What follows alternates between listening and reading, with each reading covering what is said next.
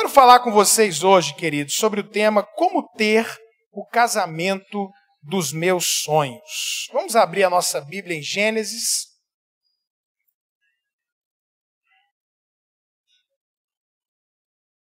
Capítulo 29. Eu vi que tem a maioria casados. Não se preocupe se você não é casado e vai casar, porque essa mensagem talvez seja mais importante para você que não casou, até para quem já casou.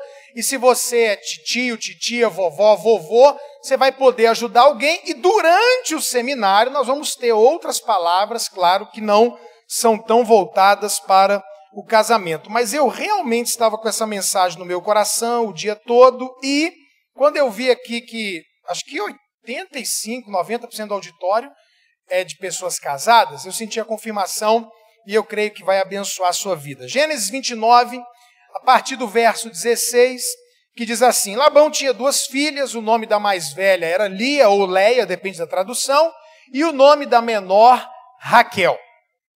Lia tinha olhos tenros, olhos baços, mas Raquel era bonita e atraente, de formoso semblante e formosa à vista. Olha aqui para mim.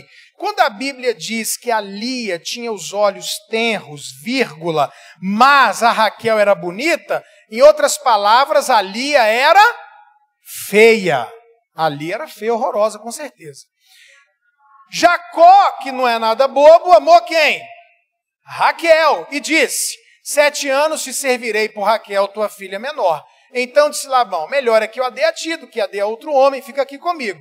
Assim serviu Jacó 7 anos por Raquel, e esses lhe pareceram como poucos dias, pelo muito que amava. E disse Jacó a Labão: dá minha mulher, porque meus dias são cumpridos para que eu me case com ela.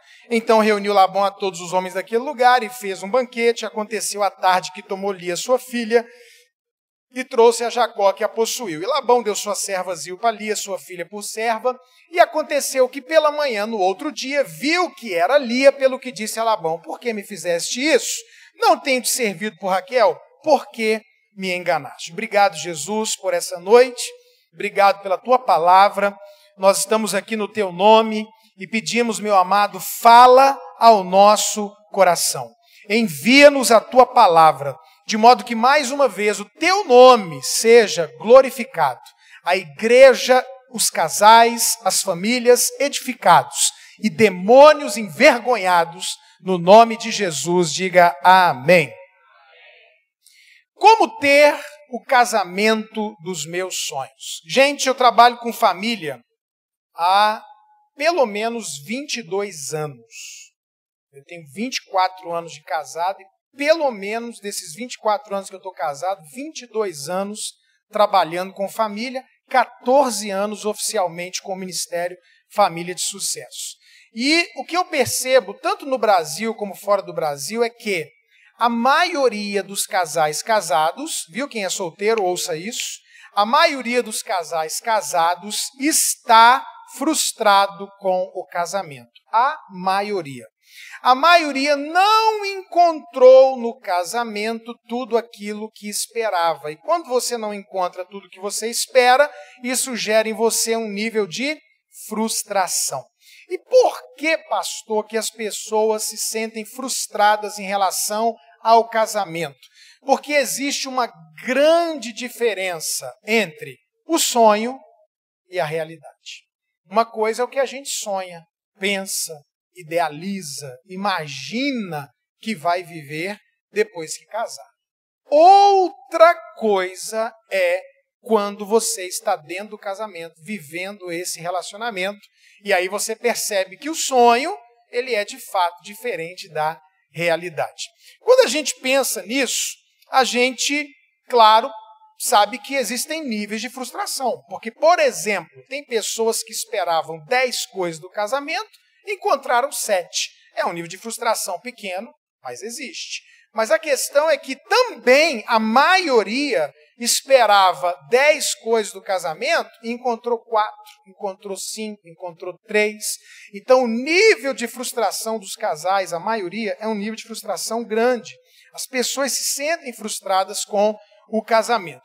Eu quero aproveitar essa história do Jacó, já que ele casou com duas mulheres, Raquel e Lia, e eu quero fazer o seguinte: a Raquel, ela vai representar o sonho, e a Lia, ela vai representar a realidade. Quando a gente lê o texto, a gente já percebeu que a Lia, que representa a realidade, era feia, e a Raquel, que representa o sonho, era bonita.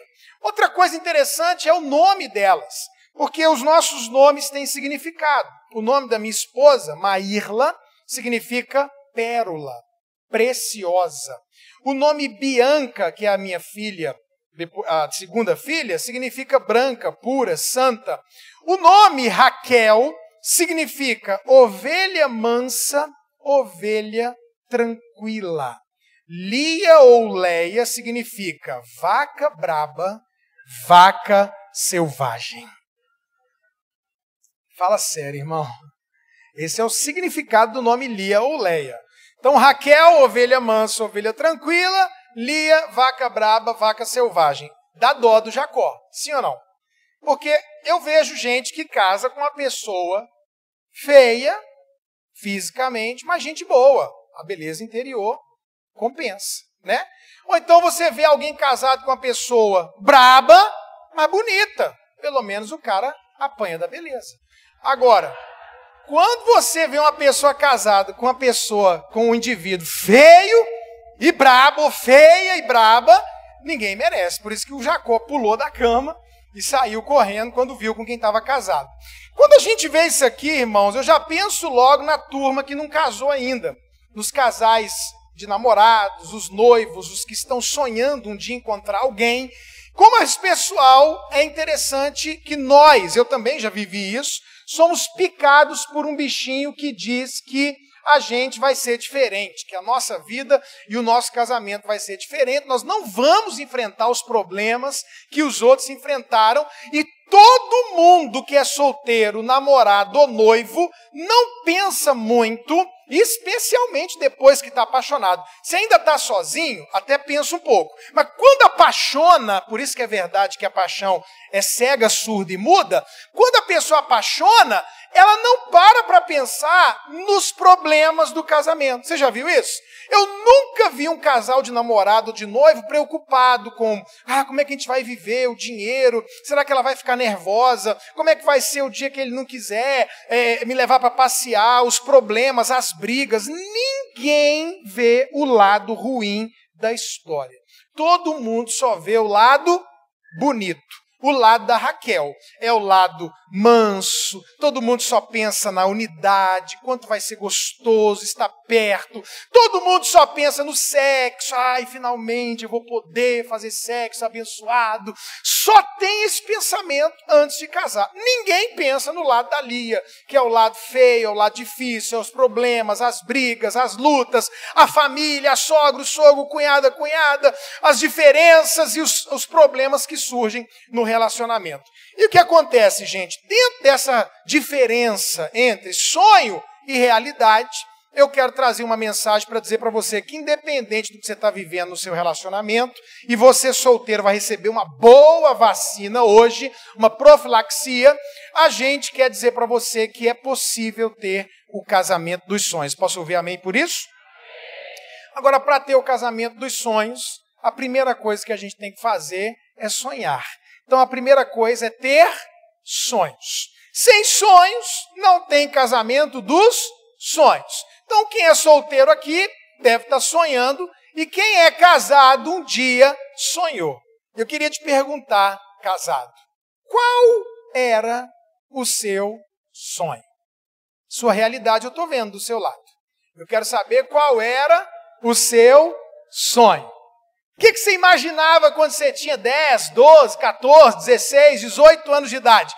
Pastor, quando eu era menino de 9, 10, 11, 12, 15 anos, eu queria casar com uma loira. Meu sonho era uma loira bonitona. Meu sonho, pastor, era uma japonesa, uma oriental. Pastor, eu queria uma morena, uma negra, eu queria... Como é que você imaginava essa mulher quando você era solteiro? E você, irmã, você imaginava o quê? Pastor, eu imaginava um cara de academia, bombadão, bração, fortão. e estou aqui hoje ao lado de um urso de pelúcia, né? Mas eu pensava, quando eu era solteira, que eu ia casar com um cara de academia. Como é que você imaginava essa pessoa alta, baixa, normal? Não, pastor, como eu sou muito baixinho, eu também queria uma baixinha. Ou então a minha filha mais velha, ela tem, sei lá, 1,70 m e alguma coisa, ela é alta. E ela diz assim para mim, papai, quando eu casar, eu quero que o meu marido, quando eu usar salto, fique pelo menos do meu tamanho. Esse é o sonho dela. Eu não sei qual vai ser a realidade. Então, a gente sonha, não é? Com a altura, a gente sonha com os olhos, com a cor do cabelo, com a cor da pele, a gente imagina como é que vai ser essa pessoa. Como é que você sonhava ela emocionalmente? Ah, pastor, eu sou muito elétrico, ó, sou muito ativo, preciso de uma pessoa tranquila, né? Eu procurei uma pessoa calma. Eu falo assim, um ser humano cabe 4 pilhas, Deus colocou 8 em mim e uma na minha mulher, uma pilha só. Então, é para tentar compensar. Eu estou arrastando ela. Bora, amor, puxando, né? Graças a Deus, se eu tivesse casado com uma agitada, uma com temperamento forte, tinha que esconder as facas dentro de casa, né? Então, como é que você imaginava? Pastor, como eu falo demais, eu imaginava uma pessoa mais calada. Ou então eu preciso de alguém que fala, pastor, senão vira 2 múmias em casa. Pastor, eu imaginava... Como é que você imaginava essa pessoa alegre, mais quieta, alguém que gosta de festa, sair, agitação, noturno, diurno? Como é que você imaginava essa pessoa espiritualmente? Ah, eu queria um pastor. Eu queria alguém do louvor, porque eu sou do louvor. Eu queria alguém da igreja, um líder de célula, um homem de Deus, uma mulher de Deus. Como é que você imaginava essa pessoa financeiramente? Tem gente que não tem coragem de falar, mas tem gente que fala, não, pastor, eu queria casar logo com um cara rico. Eu queria logo... um cara bem de vida, para eu ficar tranquila, né? Não, eu quero a vida de madame mesmo e pronto, era meu sonho. Ou o contrário, o cara que queria achar uma mulher rica, né não? Ô pastor, eu quero achar uma mulher rica, cuidar dela, cuidar do dinheiro, a gente viajar, passear, né não? Poxa vida, coisa boa. Eu encontrei uma mulher, numa das ministrações, que ela disse para mim, pastor, pois eu não queria um homem rico não, eu queria ela pobre mesmo, pobre mesmo, miserável. Queria que a gente enfrentasse as goteiras junto, a miséria junto, para lutar e vencer junto. Vencemos, prosperamos, juntos um do lado do outro. Então, cada um tem o seu sonho. Qual era o seu sonho? Eu não sei qual era o seu sonho, mas eu sei qual era o sonho de Jacó. E o sonho de Jacó se chamava Raquel. O que a Bíblia diz, gente? Que Jacó trabalhou 7 anos.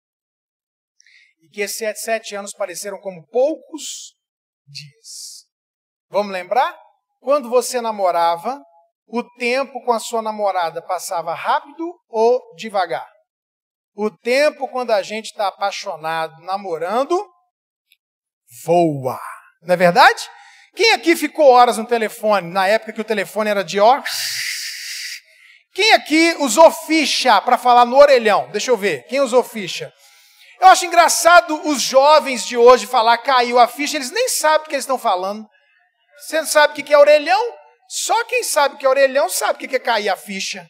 Porque eu já fiz bolso cheio de ficha e fazia aquele barulhinho, vai acabar e você, pá, outra ficha. Ou então ligava, contas caríssimas vinham, né, quando você ligava. Meu pai e minha mãe queriam me matar, mas a gente passava 3 horas no telefone. E conversava. Não tinha celular, não tinha WhatsApp. E falava. O pior, irmão, não é nem você falar 3 horas no telefone. O pior é das 3 horas, meia hora ficar no desliga você. Né? Desliga você. Não, desliga você. Ah, desliga você. Não, desliga você. Vamos desligar junto? 1, 2, 3 e... Você não desligou. Quem tem coragem? Você fez isso? Eu fiz, irmão. Eu acho que eu não faria não, mas eu fiz. E aí você vai conversar na porta da igreja, o tempo passa rápido, você está com a pessoa, eu lembro que eu ficava na porta da casa da Maíla, a gente podia ficar no portão, né, o pai dela, mineiro e tal, e aí quando dava umas 10 da noite, ele dava um berro lá de dentro, Maíla! Pra dentro, raiva, que eu queria ficar mais conversando, tá perto, né? Falava, gente do céu, quando eu casar, vou ter o tempo que eu quiser. Quando nós estamos apaixonados, sonhando com a pessoa, o tempo voa. Outra coisa, nenhum esforço que você faz para conquistar a pessoa parece pesado. Nenhum. Se a pessoa pedir para você levar ela de madrugada no aeroporto, você faz no maior pique. Vou te buscar, meu amor, mas você não tem carro. Eu arrumo emprestado, fica tranquila. Pega o carro, vai lá, busca a menina, vai no aeroporto, estaciona o carro. Não deixa no embarque, não. Estaciona, leva a mala, vai para a fila, fica com ela de mão dada, beijinho, querida, não sei o quê. Aí vai para o portão. Eu viajo todo final de semana, eu vejo direto no portão o povo lá chorando, se abraçando, despedindo. Aí tá lá os dois, aí, dando a hora, vai, você vai perder o avião. Tchau, meu amor, volta logo. Né? E o cara faz isso com raiva, acordar de madrugada, vai passar o dia quebrado. Não! Todo esforço que a gente faz parece pequeno. Meu filho de 16 anos está meio querendo orar com a menina da igreja. Irmãos, vocês não acreditam. Meu filho, depois que se apaixonou, está tomando banho, escovando o dente todo dia. Eu estou impressionado. Todo dia toma banho, escova o dente, passa perfume. Falei, rapaz, que maravilha, que bênção. Pelo menos isso de bom nesse negócio, né? Então os homens fazem isso, tomam banho, escovam o dente, house no bolso para garantir que não tem mau hálito. As meninas capricham também, cabelo arrumado, maquiagem, né? Cinta, elas põem cinta, elas usam sutiã do milagre, elas usam. E eu não sei se aqui em Curitiba tem, mas lá em Brasília tem um negócio chamado bundex, que as mulheres usam para aumentar o bumbum. É um acolchoado que usa. Então, o cara vai casar enganado mesmo, né? Porque a mulher tá com cinta, negócio, bundex. Eu estava num lugar um tempo desse, irmãos, e o bundex da irmã, sei lá o que aconteceu, saiu do lugar assim, ficou torto. Agora, como é que você fala para a irmã, seu bumbum tá fora do lugar? Tem jeito, não dá para você fazer isso. E aí, ficou lá o culto inteiro a irmã com o bumbum torto. O povo se arruma, o povo que se maqueia, o povo capricha. É a fase que a turma consegue emagrecer. Não é? Se preocupa com a academia, faz regime mesmo, seca, porque quer conquistar, porque está apaixonado, porque quer se cuidar para ganhar aquela pessoa para o seu relacionamento. Então, quando a gente está apaixonado, a verdade é que o esforço, o trabalho que a gente faz não parece pesado. Por isso que o Jacó, 7 anos pareceram poucos dias. O Jacó está lá capinando. A Raquel passa, dá um tchau. Ei, Raquel. Né? Tá lá tirando leite da cabra, a Raquel passa, traz água para ele, água para o animal, eles batem papo. Senta lá na fogueira, no jantar, e conversa e tal, e tal. E ele apaixonado, trabalhando, se esforçando para conquistar a Raquel. O tempo, primeiro, passou rápido, e o esforço nessa época não parece pesado. Você já viu alguém que vai levar a moça para o seu primeiro encontro, né? Vamos jantar fora, vamos comer alguma coisa, preocupado com a conta? Já viu? Sentar e falar para a moça assim, ó, não pede nada caro não, viu?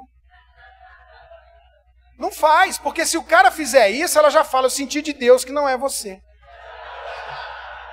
Né? O cara vai falar na primeira noite que não pode pedir algo caro. Se ele vê que a mulher sem noção começou a pedir coisa cara demais e o dinheiro não vai dar, ele fala, querida, senti de jejuar, pode comer à vontade, estou jejuando por nós. Mas ele não vai reclamar, que é isso? Que negócio caro é esse? Então é uma época interessantíssima, porque a gente está trabalhando. Então o Jacó fez tudo isso, se esforçou, o tempo voou, e o Jacó então conquistou o direito de casar com a Raquel. A Bíblia diz que o Labão marcou uma festa, chamou os amigos, parentes e tal, aquele festão. Israel, você sabe, a festa de casamento dura 7 dias. E aí, está lá o Jacó, que esperou 7 anos, agora 7 dias de festa, e come, bebe, fogueira, e dança 1 dia, 2, 3, 4, 5, 6, 7 dias de festa. Finalmente, noite de núpcias, lua de mel, armaram a tenda para o Jacó, não tinha luz elétrica, penso eu que o Labão mandou tirar tudo quanto é fogueira e luz de perto dessa tenda, fez uma tenda com blackout total, jogou o Jacó lá de noite, cansado, depois de 7 dias festejando, ali na cama, o Jacó entrou. Irmão, fala sério, 7 anos, 7 dias esperando, vai bater papo? Oi, tudo bem? Partiu para cima, né? Fala a verdade. E noite de núpcias maravilhosa e tal. Quando ele acordou no outro dia, irmão, que ele olhou para o lado e que ele viu Satanás na cama dele.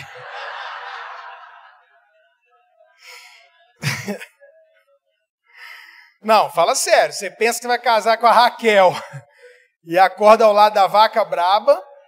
Quando o cara olhou aquela mulher de olho torto, feia, ele pensou, gente, o que eu bebi ontem? Né? Pulou da cama, correu no sogro e reclamou do que estava acontecendo. Mas sabe que muitos de nós, a maioria, viveu algo parecido com isso aqui?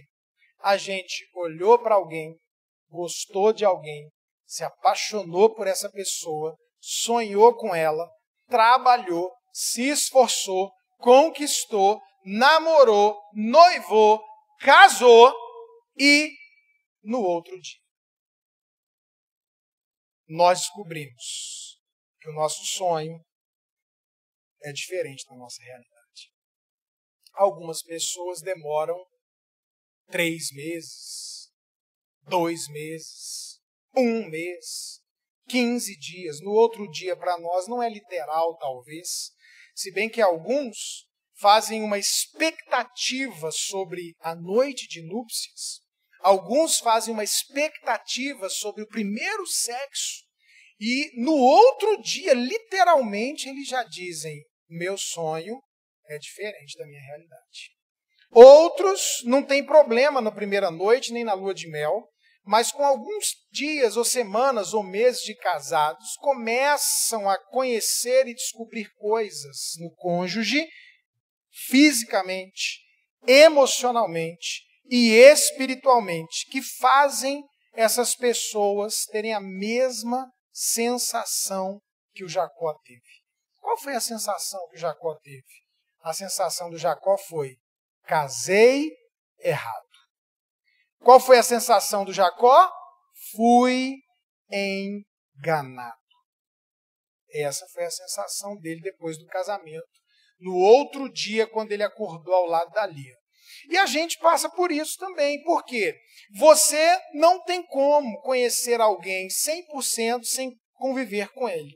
Às vezes, convivendo, a gente ainda leva um ou outro susto com os anos, mas você só conhece perfeitamente o corpo de alguém, a alma, os limites, os traumas, as dificuldades, espiritualmente, quando você convive.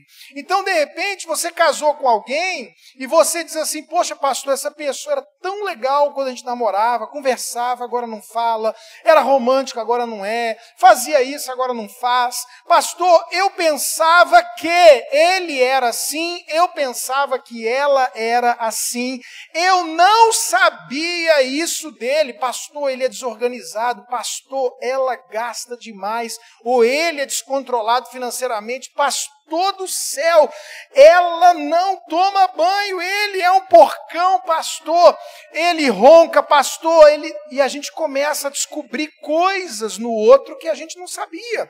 E a gente começa a descobrir coisas também físicas e também emocionais, espirituais. Eu tive aconselhando um casal e ele era um líder, até de influência e tudo, e quando a gente estava conversando, porque estava querendo separar e a gente ajudando e tal, a esposa disse assim para mim, pastor, eu conheci esse homem no altar, conheci esse homem cantando, pregando, cantando, ministrando, abençoando as pessoas. Pastor, nunca fez um culto doméstico aqui na nossa casa, nunca leu a Bíblia, nunca orou, nunca ensinou nada de Deus para os meus filhos. Vai lá nos meus filhos, pastor, chama eles aqui e pergunta de UFC, pergunta de time de futebol. Meus filhos sabem tudo de UFC e de futebol, mas nada da Bíblia pela boca dele. Ele não é o homem de Deus que eu achava que ele era. Ele não é, pastor, o que eu pensava, ele tem depressão. Ela é bipolar. Pastor, ele, ela, e tem tanta coisa, irmãos. Nunca pensei que eu fosse ouvir um grito. Eu nunca pensei que haveria uma grosseria desse nível.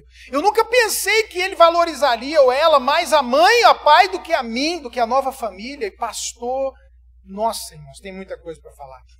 A verdade é que muitos casam e quando casam tem a mesma sensação que o Jacó teve. Eu errei. Pastor, só posso ter errado. Pastor, tem alguma coisa que não bate. Pastor, eu fui enganado. Eu achei que era uma pessoa e é outra. E sabe, quando a gente casa e isso acontece, nós pensamos no divórcio, na separação, mas aí a vida vai passando, os dias vão passando e acontece um problema que não é vontade de Deus para quem é filho de Deus. Qual é, pastor? A gente começa a sobreviver no casamento. Quando Jesus prometeu para nós não sobrevivência, mas vida, e vida com abundância. Então, quando a gente casa, a tendência é, tudo isso que eu sonhei era uma utopia, era uma coisa de criança. O duro é isso aqui, a verdade é essa, e a gente vai levando o casamento, levando a família, levando o relacionamento do jeito que dá, muitos aos trancos e barrancos. Porém, eu vim aqui dizer para você que isso não é verdade e que é possível ter o casamento dos sonhos. Diga amém. E não é com outra pessoa, não. É com a pessoa com quem você se casou. É possível ter o casamento dos sonhos, casamento é a ideia de Deus. Mas para isso, eu preciso que você que já é casado tenha coragem de voltar a sonhar. Então, olha para um casal perto de você e diga, volte a sonhar. Fala para um casal aí perto de você. Se é solteiro, tenha sonhos. Amém, gente? Segunda coisa, e penúltima. Eu quero ter, pastor, o casamento dos sonhos. Volte a sonhar, tenha sonhos, quem não é casado, e assuma a responsabilidade. Você vai falar de novo, só que agora você vai falar para o seu cônjuge, para quem está perto de você, com o dedo assim. Eu falo assim, a responsabilidade é sua. Vamos fazer de novo? Vai, fala aí, a responsabilidade é sua. Queridos, pensa numa coisa boa que o ser humano faz excelente. Sabe o que é? Sabe no que a gente é bom? Colocar a culpa nos outros. A gente é bom nisso. A nossa fé não vai bem, a culpa é da igreja. Eu estou frio, a culpa é do pastor, é da célula, é da igreja. Eu estou com problema financeiro, o problema é São José, Curitiba, é o governo. E, gente, nós saímos pegando todas as lutas, dificuldades e problemas que temos e arrumando sempre alguém para colocar a culpa. O que o Jacó fez? Colocou a culpa em quem? No sogro, no Labão. Mas será que o Labão era culpado mesmo? Nossa, a gente lê o texto toda a vida, fala, o Labão é o culpado, mas peraí. No verso 25 que a gente acabou de ler, o Jacó diz, por que me enganaste? Mas no verso 26, depois você pode ler, o Labão diz assim, Jacó, ei, isso aqui é uma chave, vocês estão comigo aqui? Existem leis do casamento. E a lei desse lugar que eu habito aqui não permite que eu case a filha mais nova antes de casar a mais velha. Interessante que quando Labão fala isso, o Jacó não fala nada. Por quê? Porque era uma lei. E o Jacó é quem deveria ter procurado saber quais eram as leis do casamento. Esses meninos que estão aqui hoje, que não casaram ainda, eles estão querendo saber quais são as leis do casamento? Qual é o papel do homem, o papel da mulher, responsabilidade de um, responsabilidade de outro, o que pode, o que não pode? Será que se eu casar eu posso separar? Não posso? O que eu tenho que fazer? Qual é a minha obrigação? Qual é a minha parte? Qual é a parte dela? Por isso que eu preguei essa mensagem, qual é a minha parte nessa história. Quando eu preguei essa mensagem lá na igreja, um menino com 12, 13 anos falou, não vou casar não, é muita responsabilidade. Não, aí o que acontece? Nós não cumprimos as leis do casamento e a gente quer colocar a culpa do casamento não ser bom em quem? Primeiro em Deus. Tem gente que põe a culpa em Deus. Uma mulher falou para mim, pastor, me explica uma coisa. Por que eu orei, jejuei e Deus deixou eu casar com essa miséria? Em outras palavras, a culpa é de Deus. Porque Deus deveria ter me dado uma revelação, deveria ter matado ele, deveria ter feito qualquer coisa, porque eu orei e jejuei. Como é que Deus deixou eu casar?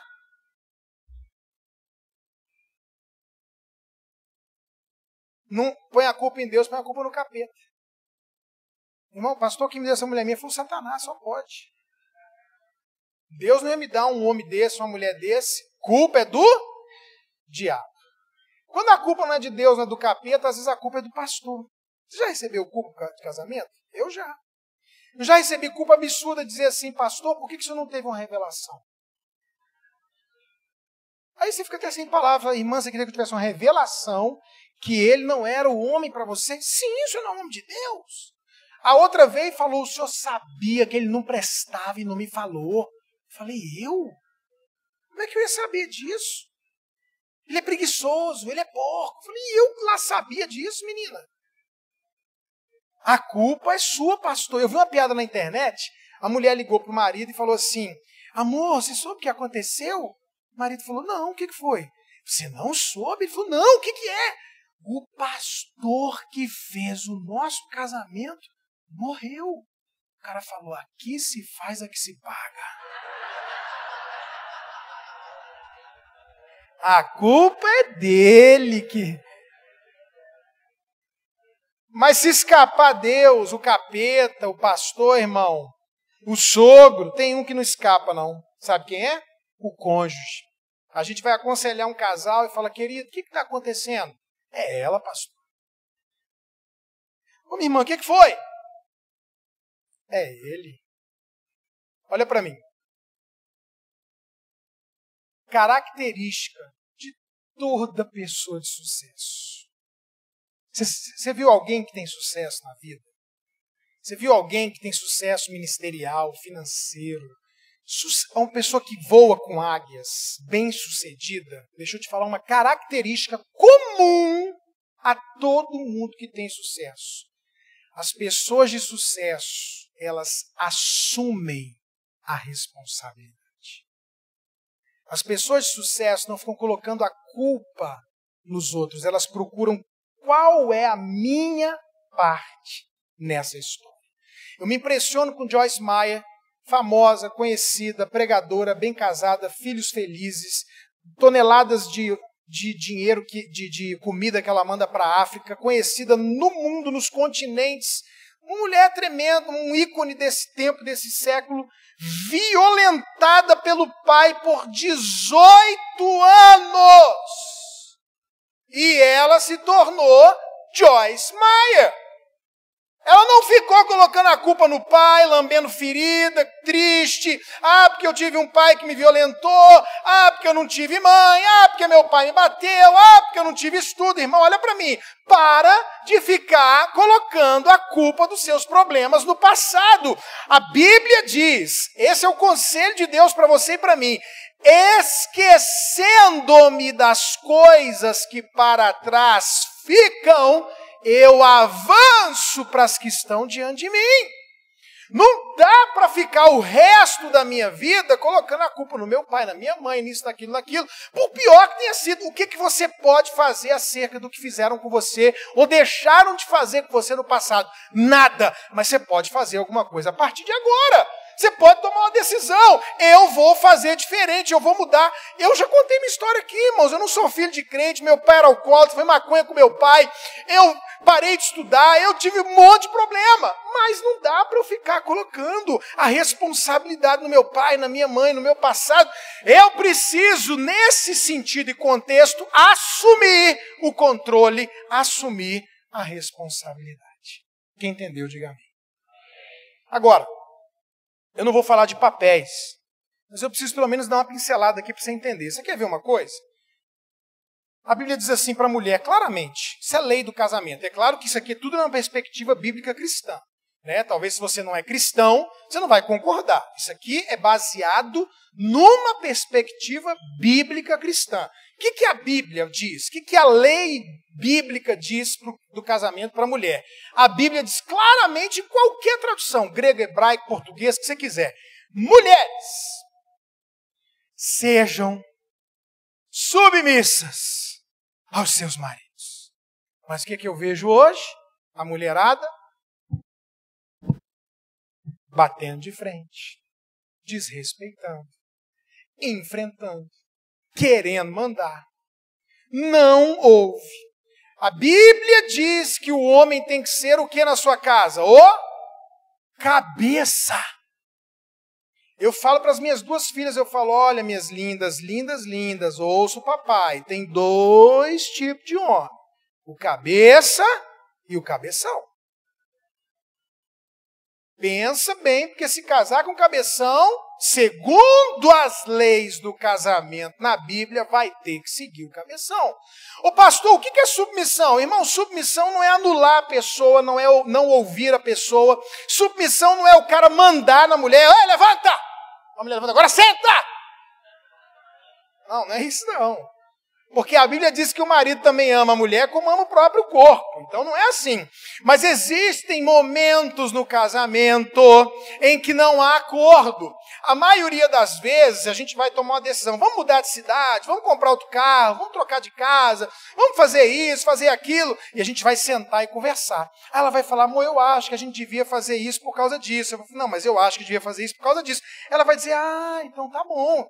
Boa ideia. Ou então, não, mas gostei. E a gente vai entrar sempre em acordo. Mas você concorda comigo que tem horas na vida que não há acordo?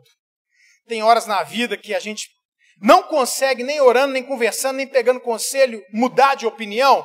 E quando uma família não tem acordo, quem tem a palavra final dentro da casa, segundo as leis do casamento na Bíblia? Quem?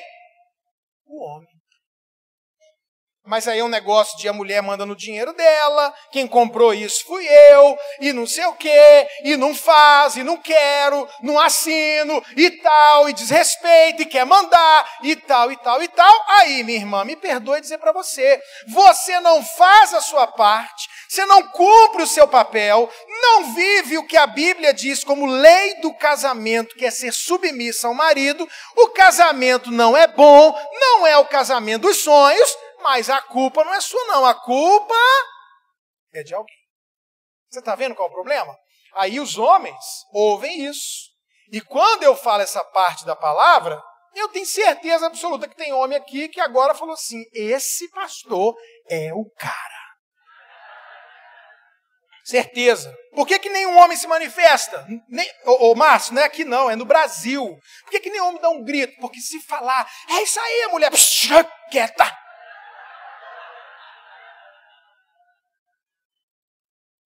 Está dominado, está tudo dominado. Mas por dentro eu sei que tem homens aqui, ó, focos. Yes. Obrigado, Jesus. Fala que essa mulher insubmissa, rebelde. Toma. Isso, irmão, essa é a parte dela mesmo. Ela tem que ser submissa mesmo. Agora tem a nossa parte. E eu quero que você receba a nossa parte com a mesma vibração que você recebeu a parte da mulher, porque a Bíblia diz assim, mulheres, se submetam aos seus maridos, viu, solteira? Viu, solteiro? Pastor, ninguém vai mandar em mim, não. Não precisa ninguém mandar em você, não, é só não casar. Você vai mandar na sua vida o resto da sua vida. Agora, casou, aí você tem um cabeça, tem um sacerdote, tem um líder na casa, tem uma palavra final. Mulheres, sejam submissas aos seus maridos, isso é o que a Bíblia diz, como a igreja é submissa a Jesus. Interessante que o padrão de Deus para a mulher é a igreja. E a igreja, ela erra e ela falha com Jesus. Então o padrão de Deus permite a mulher errar e falhar. Agora o padrão de Deus para o homem é Jesus, irmão. O trem pega para a gente mesmo. Porque ele diz assim, agora você, bonitão, você vai amar essa mulher sua como Cristo amou a igreja e Jesus não erra e Jesus não falha com a igreja. O padrão do homem é mais alto. Ô pastor, como é que é esse negócio aí da minha parte? Você quer que seu casamento seja o casamento dos sonhos? Você quer que funcione? Quero. Você não pode amar a sua mulher do seu jeito. Você não pode amar a esposa do jeito que você quer, acha que tem que amar. A Bíblia diz como é que você tem que amar. O marido tem que amar a mulher como Jesus amou a igreja. Já diz como que ama. E como é que Jesus amou a igreja, irmão? Ele deu o que pela igreja? Tudo, inclusive a própria vida. Mas sabe o que eu vejo? Eu vejo homens arrumados, Lacoste, Dudalina, bonitão, a esposa chega e o padrão da esposa, irmão, não é o mesmo. Mas é o meu trabalho, pastor. Sei. Eu sou homem, eu sei. 200 sapatos, carro. Foi aqui em Curitiba que eu encontrei um pastor com um relógio bem grandão. Não aguentei. Eu falei, pastor, eu tenho um relógio igual ao seu, mas eu não posso usar. Aí ele falou, por quê? Eu falei, porque o meu é de parede.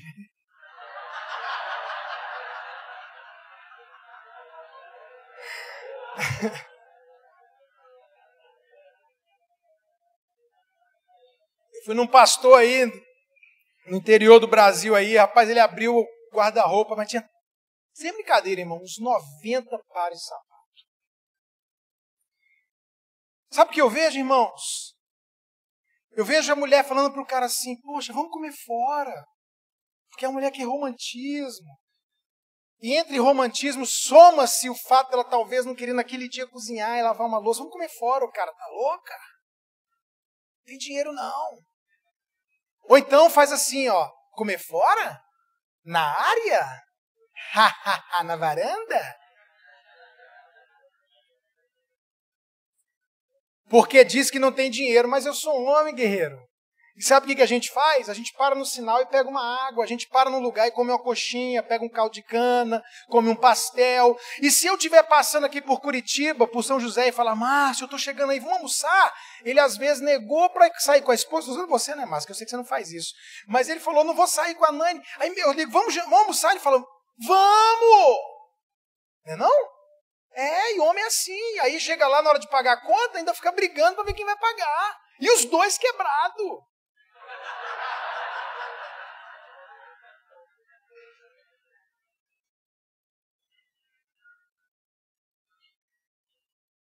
O cara compra a camisa de futebol do time dele de R$120, R$100, R$150 e as calcinhas da mulher furadas no varal. Ó, você tem 2 carros? Tem, pastor. Tem, né? Você tem um Corolla e um Palio. E isso. E quem é que anda de Corolla? Porque segundo as leis do casamento na Bíblia, irmão, ou você vende os 2 carros e compra 2 carros equivalentes, iguais, ou o melhor tem que ser para a esposa.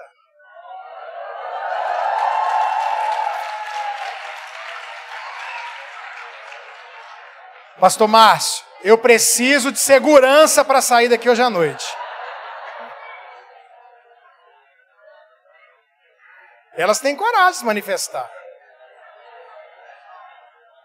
Meu irmão, é a lei do casamento na Bíblia. Jesus deixaria a igreja de palha e andaria de Corolla? Fala para mim. Não, Jesus andaria de roupa de marca e a mulher toda largada, não. Irmão, minha mulher sabe, somos casados há vai fazer 24 anos, eu não tinha dinheiro para comprar roupa para ela em loja, não, eu comprava em brechó, mas eu comprava para ela, eu dependia de alguém morrer para eu ter roupa.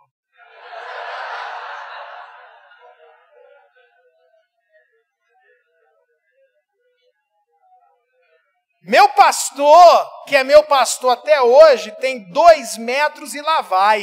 Eu tenho 1,80 m, ele tem 2,07 m, 2,12 m, um trem assim enorme. Irmão, eu usava a camisa dele, que ele não queria mais, que esse trenzinho aqui, ó, vinha aqui, ó. E eu colocava isso aqui, que vinha aqui, para dentro da calça, entendeu? E ele falava, Ricardo, meu irmão, tá maravilhoso, glória a Deus, porque eu não tinha, mas ela tinha. Dentro da minha condição, eu tinha uma Doblô 1.8, que eu tenho 6 pessoas em casa, uma Doblô Adventure 1.8. E um Uno. Quem andava de Uno? Eu. E ela de Doblô. Porque essa é a lei do casamento, irmão. Amar a esposa como Cristo amou a igreja. Agora, você quer ver a bomba nuclear? A bomba nuclear é essa daqui, ó. Turma solteira. A gente fala para os solteiros assim, eu falo, desde 99 eu prego isso, 98, eu prego isso que eu vou falar agora, eu tenho mensagem ali, ó. Meninada, não beije na boca. Você é solteiro, não beije na boca. É proibido, na minha igreja eu proíbo, não, mas a gente fala, gente, não beija. Porque não tem como você ligar em cima e não esquentar embaixo. Não tem como não ficar excitado beijando uma menina, você com 16, 17, 18 anos. Aí eu falei isso, uma moça falou, pastor, meu namorado, eu beijo na boca dele, ele não sente nada. Eu falei, então acaba esse namoro. Essa coca é Fanta, minha filha. Uai, tá doida?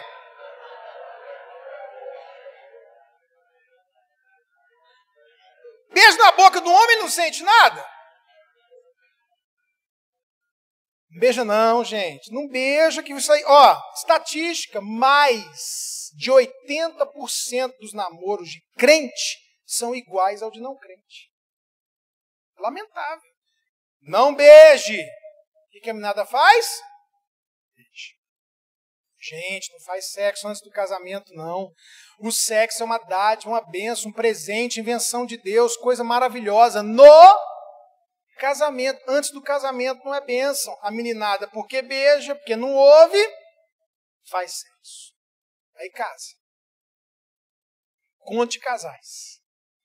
Aí a gente está no conte casais. Gente, momentos, casais, motel, romântico. Irmão, dá um beijo na sua esposa. 100, 20, 200 casais casados. Sabe o que os caras fazem? Falou, meu irmão, agora você pode meter a língua aí, ué. Agora é a hora de você... Junta essa língua com essa mulher, enrola, enrosca a língua, põe na garganta dela e... Agora é a hora. Mas os caras, depois que casa, não beija mais na boca. Só pode ser o Satanás um negócio desse, irmão. Você fala para o povo não beijar, o povo. Você fala para o povo beijar, não beija. Tem gente que não vai para o encontro de casais porque não quer esse momento romântico, nem beijar, vai falar de sexo de novo. Não, não faça sexo não, miserável. Faz. Casou. Gente, agora é para fazer sexo. Cansei.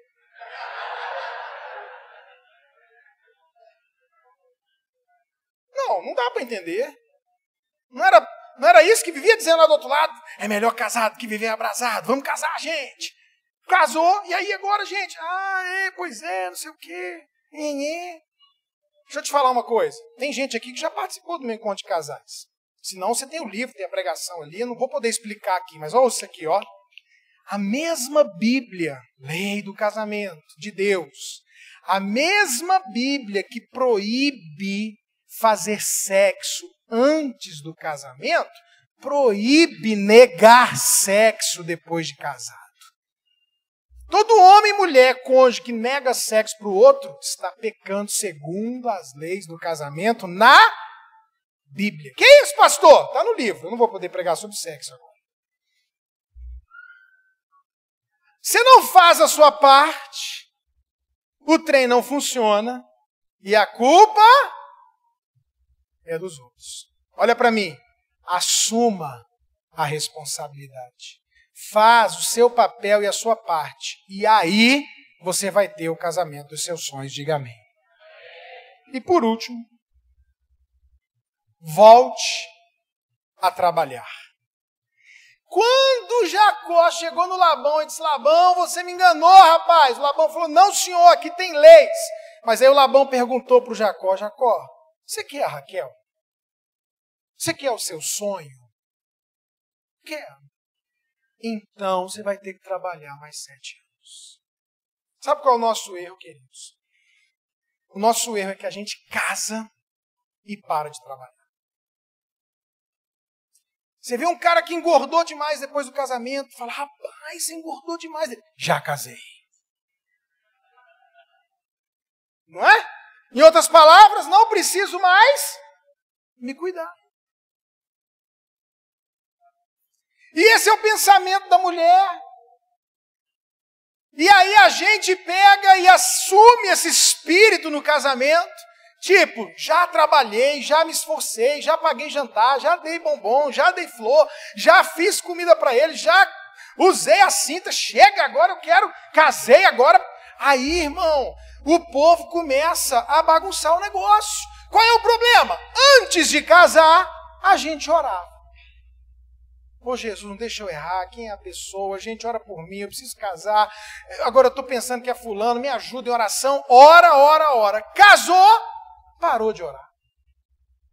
Você ora pelo seu marido, irmão? Ora. Você ora pela sua esposa? Senhor, abençoa. Parar para ministrar um pelo outro, interceder a Deus.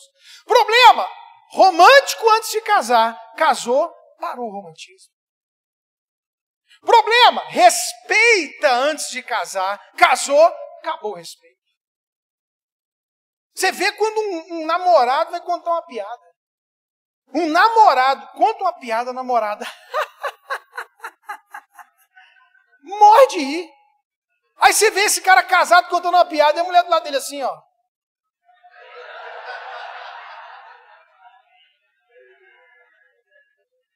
Acabou o respeito. Acabou a atenção. Ligava, ui, querida, eu fui para a oração da madrugada que tem na igreja, a gente tem oração de segunda a sexta na igreja, de 5 às 6 da manhã. Quinta-feira eu fui para a oração da madrugada, voltei da oração, os meninos, Ricardo e Josué, acordaram para ir para a escola, aí eu fiquei ali com eles e tal. Quando eles foram sair, eu ia ficar ainda lendo a Bíblia, fazendo alguma coisa, mas eu fui na janela para abrir a cortina para entrar luz. Quando eu abri a cortina, Ricardinho, na descida do prédio, já estava no telefone com a menina. Atenção, se tocar o telefone, alô, 6 horas da manhã. Os dois indo para a escola, cada um para uma escola e pá. Aí casa, o telefone toca. Quê? Fala logo! Tô ocupado? Tá.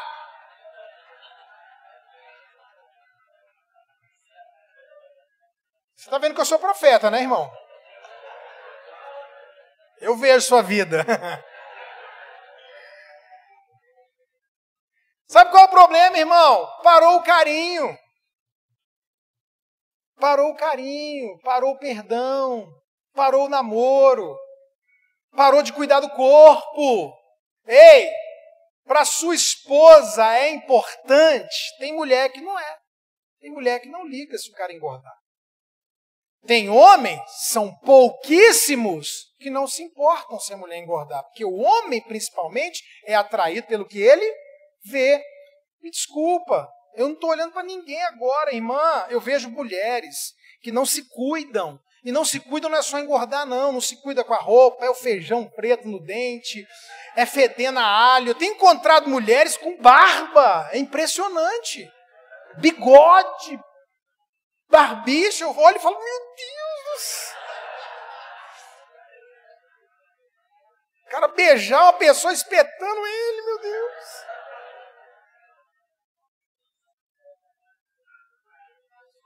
Não se cuida! Aí sabe o que acontece, irmã? Acontece o seguinte, depois dá um problema no casamento, sofre, porque perdeu o marido e emagrece. Aí eu penso, por que não emagreceu para não sofrer? Aí vai se cuidar. Peguei uma mulher que perdeu o marido, foi fazer plástica, cuidou de tudo, fez tudo. Não adiantou, não reconquistou o cara. Olha aqui para mim. Volte a trabalhar. Volte a se cuidar, volta o romantismo, volta a atenção, volta o carinho, volta o respeito, volte a fazer o que você fazia. Tem que trabalhar. Você é formado? Sou formado, pastor. Você sabe que é difícil estar na faculdade, mas mais difícil ainda é terminar o curso. O desafio não é casar, não, irmão. O desafio é permanecer casado. O trabalho que você teve antes do casamento foi para casar. Agora você vai ter o trabalho para manter o casamento. Tem que se cuidar, tem que trabalhar, tem que se esforçar. Sabe o que acontece? Não é porque está namorando, que está todo mundo sonhando, todo mundo se cuidando, todo mundo educado, ninguém arrota, ninguém peida. Já viu isso? Já viu um namorado na mesa? A menina... Não, todo mundo é controlado, todo mundo... Ninguém faz nada, nego passa mal, fica amarelo, mas segura. É ou não é? Aí casa, vira a rotação, a peidação, entra no banheiro, não fecha a porta. Irmão, você chegar na sua casa para ver a sua esposinha e ver uma pessoa com a porta do banheiro aberta. Ah, pelo amor de Deus. Faz isso não, irmã, fecha essa porta. Ninguém tem que ver isso. Ninguém. Essa intimidade você nunca compartilha com ninguém. Ô, meu amigo, sério mesmo, homem pelado é muito feio. Um homem pelado no vaso é a visão do apocalipse, irmão. É o fim do mundo. Ninguém merece, fecha a porta. É o seu momento de intimidade único. Eu estava numa igreja, a mulher me falou, e não foi só uma não, um monte. Pastor, meu marido vai no banheiro, faz necessidade, fica me chamando para ver, vem ver o que eu fiz. Virou bagunça.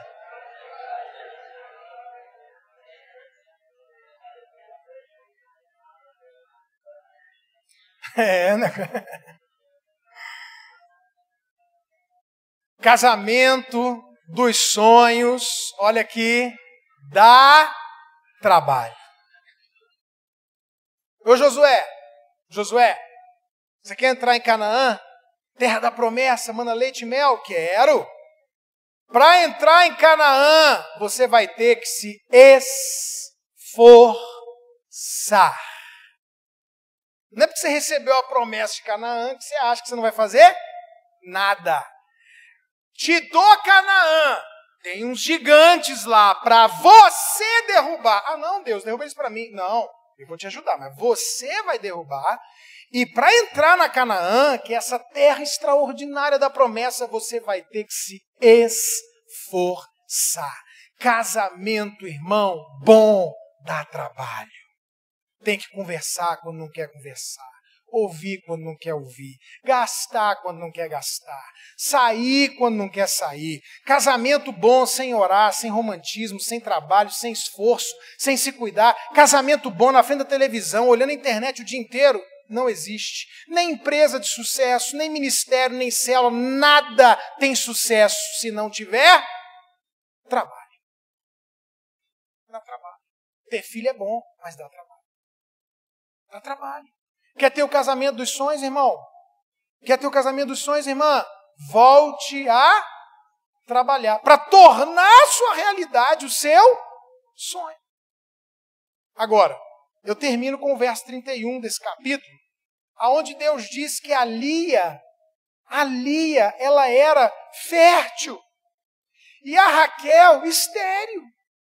Como que pode, numa época em que era sinônimo de ser abençoado a fertilidade e era sinônimo de ser amaldiçoado, era cultural, quem não tinha filhos, a gente boa, bonitinha da Raquel, maravilhosa, ovelha mansa, tranquila, estéril, e a Lia, que entrou lá naquele quarto, caladinho, enganou Jacó, miserável da Lia. Podia ter falado, meu pai me colocou aqui, Jacó. Não, ficou calada. Fértil. Sabe o que isso me diz para terminar? Me diz assim, ó, a gente pode tornar a nossa realidade um sonho, mas a gente tem que lembrar, irmãos, que existem coisas que não são sonhos, são ilusão. Querer a mulher dos outros, querer o marido dos outros, querer outro casamento, é ilusão. O que é fértil? É o que você tem. Fértil é o que você tem. Ah, eu queria ser pastor aqui na Vida Plena. Que igreja linda. Isso é estéril para mim. Porque a igreja já tem pastor. Está aqui, ó. Você sabe o que é divisão, pastor Márcio? É gente que quer o que é seu. Divisão é a pessoa querer o que é seu. É isso que é divisão, quando uma pessoa divide uma igreja. Por quê? Porque ela quer essa igreja aqui. Aí tem gente que quer o carro do outro, a casa do outro, a vida. Lá nos Estados Unidos eu conheço, já ouvi casos de pessoas imigrantes que não estão legais, de um entregar o outro para a imigração para poder pegar o emprego dele. Ah, pastor, minha filha disse que queria outro pai. Sim, vai ficar querendo. Não é não? Minha filha pode querer. Ah, eu queria ser filha do pastor Márcio, eu queria ser filha não sei de quem. Sim, mas seu pai sou eu. Quem paga sua comida sou eu, sua roupa sou eu. Quem é fértil? É o Márcio que é fértil na vida da minha filha? Não, quem é fértil na vida da minha filha sou eu. Ela come. Ô pastor, eu queria ter aquela Hilux, está na porta lá. Sim, aquela Hilux é daquele irmão. O seu carro é Uno? É. Fica com raiva do seu Uno e queima ele para você ver se vai andar a pé.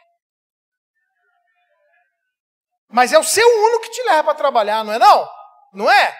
Eu queria aquele colchão, irmão, de 12 mil reais. Eu queria aquele colchão que mexe no pH, que esquenta, que faz massagem, abraça quando você está carente. Aquele colchão é uma maravilha.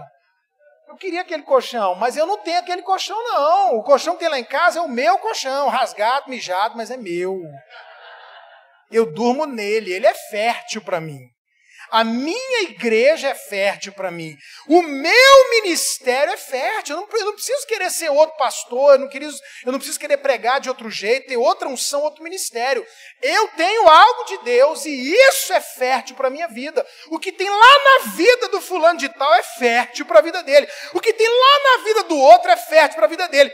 O que tem, a melhor coisa que você pode ter é a igreja que você tem, é o pastor que você tem, é a mulher que você tem, o marido que você tem, a vida que você tem. Trabalhe para tornar isso um sonho. Mas não queira ilusão. Não queira ilusão, porque ilusão é maldição. Sonhar é bênção, ilusão é maldição. Agora, tem gente que é iludido. Viu Branca de Neve, Cinderela. Entendeu? Aí quer ter esse casamento, príncipe encantado, a pessoa perfeita, física, emocional e espiritualmente. Olha para mim, criatura. Eu, Cláudio Duarte, o Zé Gonçalves, o Márcio, quem você quiser falar na terra. Todo mundo tem defeito, problema, pecado, dificuldade, luta no casamento, luta na família. Não existe homem, nem mulher, nem família, nem igreja, nem nada perfeito nesse mundo. Põe em sua cabeça. Para de querer aquilo que não existe. Isso é conto de fada. Você quer a verdade do casamento? Veja o Shrek. Uma moça da minha igreja falou para mim, pastor, eu quero casar com um cara de 1,85 m, loiro, olho verde, Tribunal de Justiça do DF. Ele já tem que ter carro, casa, o meu carro e o dele. Eu quero que ele já tenha ministério, que ele seja carioca e virgem. Falei, minha filha, até eu quero esse menino. Ué, cadê ele? Ela vai morrer solteira, porque não existe. Só de ser carioca e virgem, acabou quase todo mundo. Para de querer o que é dos outros, ou o que não é seu, ou o que é ilusão. O que é a verdade? A verdade é que você vive. O que eu faço? Trabalhe. Assuma a responsabilidade e volte a sonhar. Quem entendeu, diga amém. Fica de pé para a gente fazer uma oração.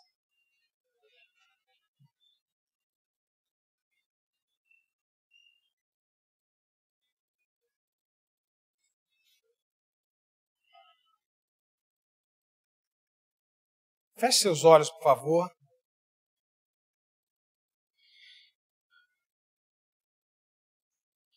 Ofereça uma resposta para Deus.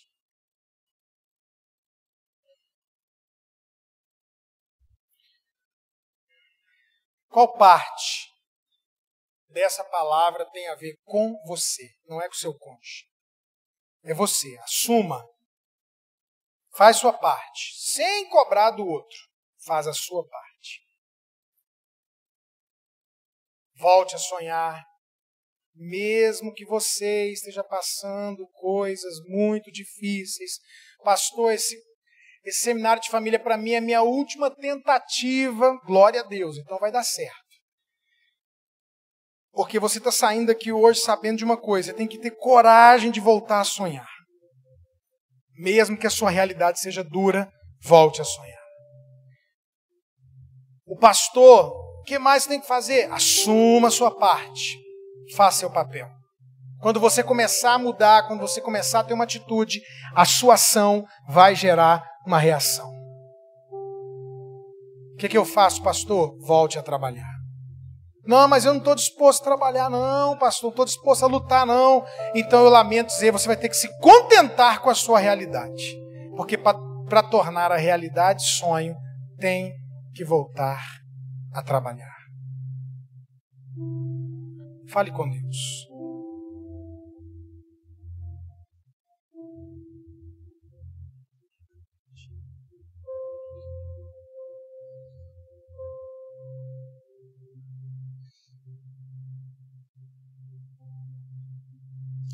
Eu gostaria que você desse um retorno a Deus dessa palavra nessa hora. Se você puder estar aí de mãos dadas com o seu cônjuge, você que pôde estar com seu cônjuge essa noite, vocês que puderam estar juntos. Vamos estar orando agora, dê um retorno a Deus dessa palavra. Quantas vezes nós estamos num seminário de família e é tão fácil a gente pensar o que o outro precisa mudar, né? Mas fale com Deus agora. Aquilo que você precisa mudar, o que pode ser diferente, o que Deus falou com você essa noite, através dessa palavra. Eu vou dar um tempinho para que você possa orar e estar falando com Jesus agora.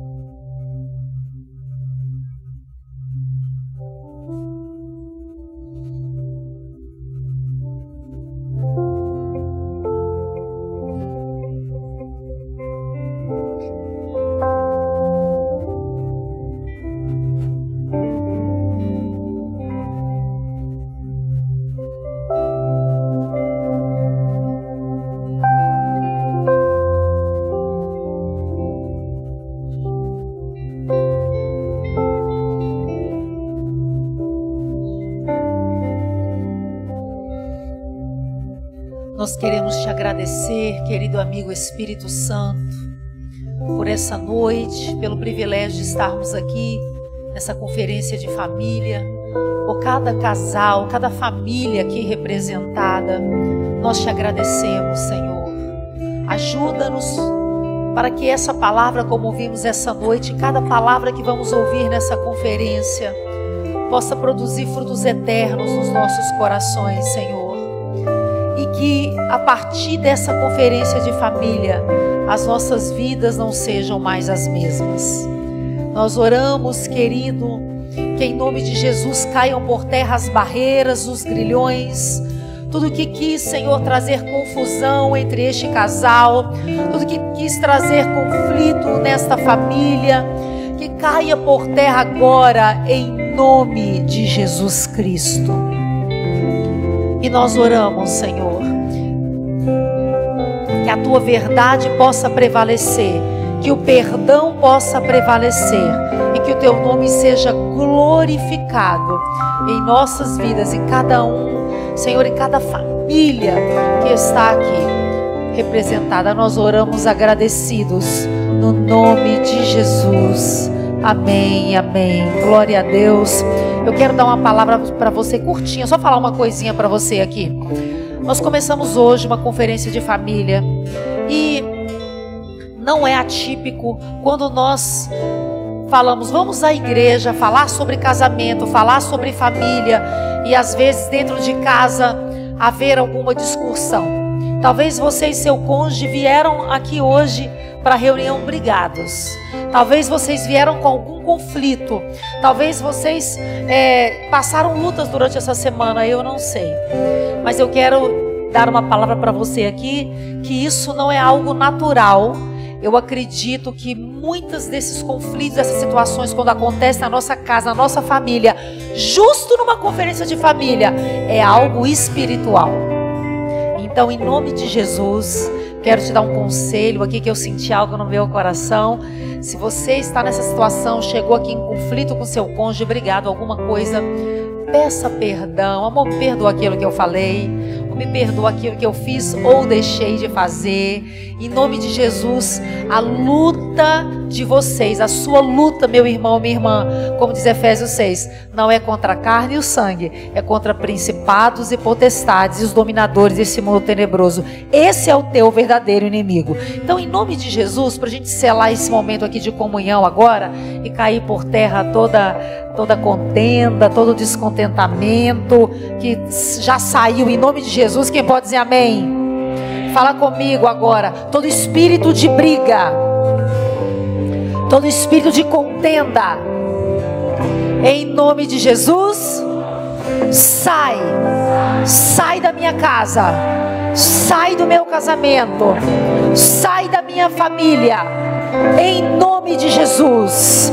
Diga assim: Espírito Santo, eu recebo a tua paz, dá-me espírito de discernimento e espírito de força para lutar contra a pessoa certa e para amar a minha família, no nome de Jesus. Então, você que está com seu cônjuge, aproveita nesse clima aqui, porque conferência de família, de casais, tem que ter melação, né? Tem que ter essas coisas.